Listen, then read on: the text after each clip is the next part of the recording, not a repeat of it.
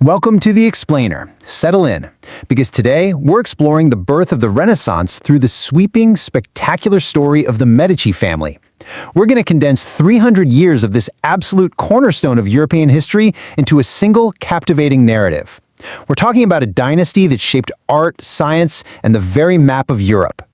It really begs the ultimate question, doesn't it? How did a family with zero royal blood somehow buy immortality?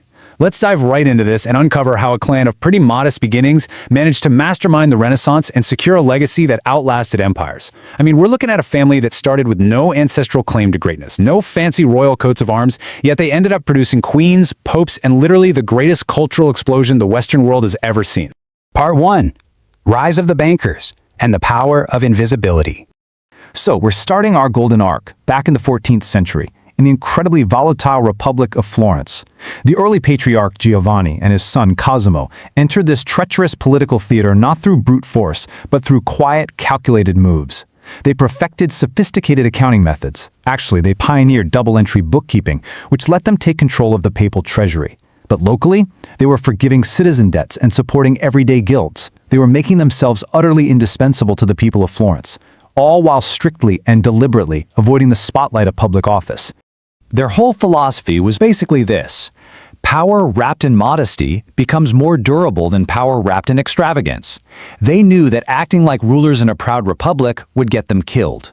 Florence was completely terrified of tyrants, so the Medici operated entirely from the shadows.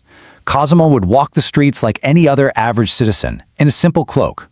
Their power flowed like an underground river, subtle, nearly invisible, but relentlessly shaping the entire landscape of the city. To lock in this position, Cosimo did something brilliant. He took his massive banking wealth and converted it straight into civic trust by funding the early, awe-inspiring art and architecture of Florence.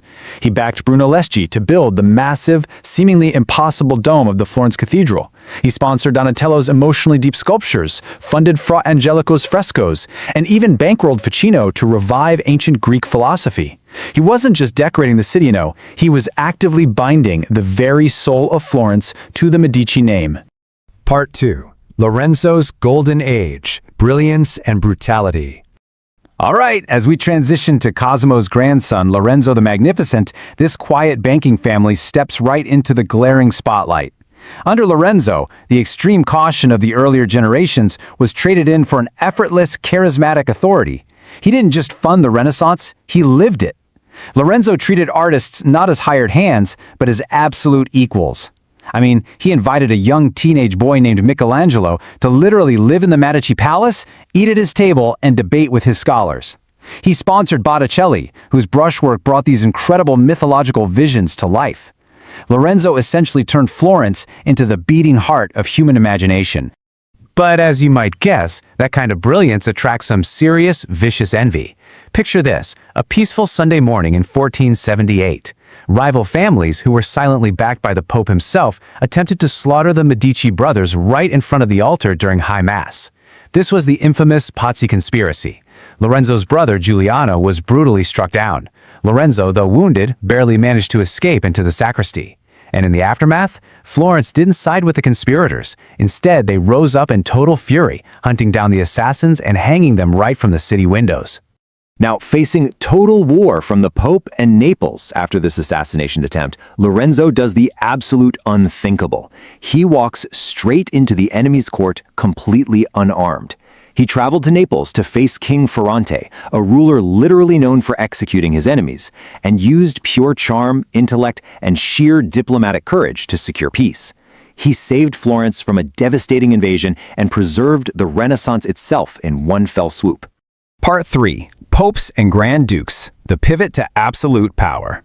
Following Lorenzo's really untimely death at just 43, the family faced exile. The world was changing fast, and they quickly realized that subtle influence just wasn't going to cut it anymore to survive. The family completely evolves from the shadows into a pure spectacle of power.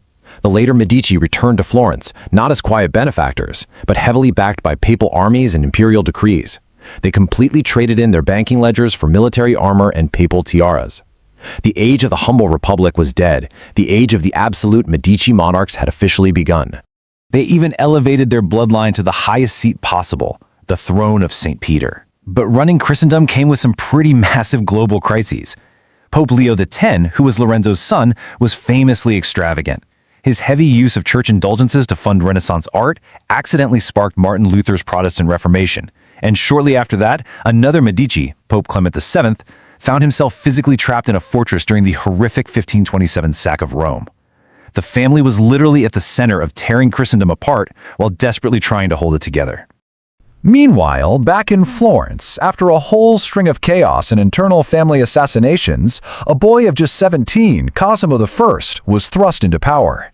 The city's older elites thought, great, we can control him as a puppet. Well, they were deeply mistaken. This teenager completely shocked the world by crushing rebellions with an iron fist, centralizing the government, and forging Florence into an ironclad, modernized Grand Duchy of Tuscany. Now, these later dukes totally shifted their patronage. They were still deeply cultural, sure, but it became much more institutional. Cosimo I built the massive Uffizi just to house government offices. But what's really fascinating is Cosimo II. He used the family's immense power to protect mind-bending scientific breakthroughs. He specifically shielded Galileo Galilei from the Inquisition. Galileo was so grateful, he actually named the newly discovered moons of Jupiter the Medicean stars in their honor. Art 4, the family's final gift, and preserving the soul of Florence. But look, all dynasties eventually crumble, right? By the early 1700s, plagued by illness, miserable arranged marriages, and a devastating lack of heirs, this once blazing Medici fire was just sputtering out. In 1737, the last male duke, Gian Gastone, passed away, and the European powers, Austria, Spain, France, immediately swooped in like vultures to carve up Tuscany. But their primary target wasn't just the land, it was the centuries of priceless, irreplaceable art the Medici had collected. The soul of Florence was literally about to be boxed up and shipped across the continent to foreign palaces. But then comes the very last surviving Medici, a woman named Anna Maria Luisa, and she executes an absolute legal masterstroke. Before she died, she authored what's known as the Family Pact. She bequeathed the entirety of the Medici's unfathomable art collection to the new foreign rulers. But she attached one unbreakable condition. Not a single painting, statue, or manuscript could ever, under any circumstances, be removed from the city of Florence. It was for the public, forever. So why does this matter to us today? Well, her defiant final act is literally the only reason Florence exists as we know it right now. You can still walk the halls of the Uffizi, you can stand in awe of Botticelli's Birth of Venus, and you can view Galileo's actual instruments entirely because of this one woman's fierce devotion. She legally locked the Renaissance into the heart of the city for all of us. It leaves us with this really fascinating final thought to chew on.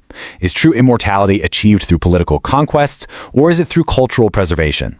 The Medici may have lost their crowns, their duchies, and eventually their own bloodline, but by giving their art and knowledge back to the world, didn't they ultimately conquer time itself? Thanks for joining me on this explainer, and keep questioning how history is made